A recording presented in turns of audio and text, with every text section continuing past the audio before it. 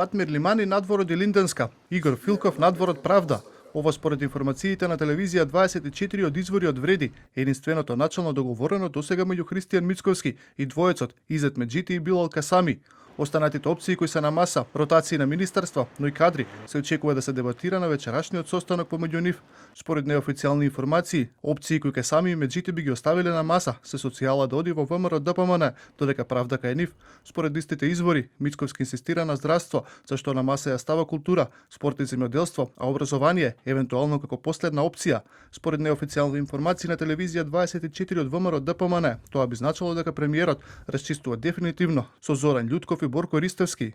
За здравство се заинтересирани и Касами и Меджити, а таму според истите извори, веднаш би сакал да транзитира првиот вице-премиер Беким Сали, зашто Вреди би се откажали од вице-премиерското, но и Министерството за европски прашања. Според истите информации, Вреди засега не планира да се откаже, ниту од Азир Алију, ако остане без здравство. Според информациите во Вреди, веќе се размислува и за имиња, односно за Правда има две решенија, политичко и експертско. Поред неофицијални информации, се ниша фотелјата и на Иван Стоилковиќ во односи меѓу заедниците, но и на Љупчо Димовски, како вице-премиер за политички систем, а во ВМРО ДПМН во вакви комбинаторики би останало и Министерството за добро владење.